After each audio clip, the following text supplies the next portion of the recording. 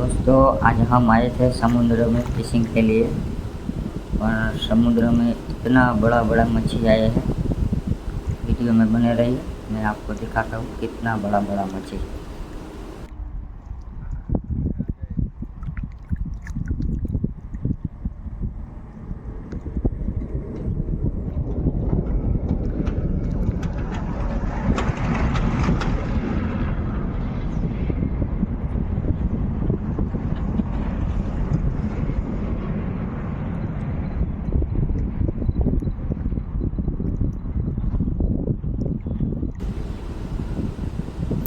ये देखिए सामने दिख रहा है आपको कितना बड़ा मछली। कौन सा मछली है वो तो हम भी नहीं जानते, लेकिन बहुत बड़ा मछली।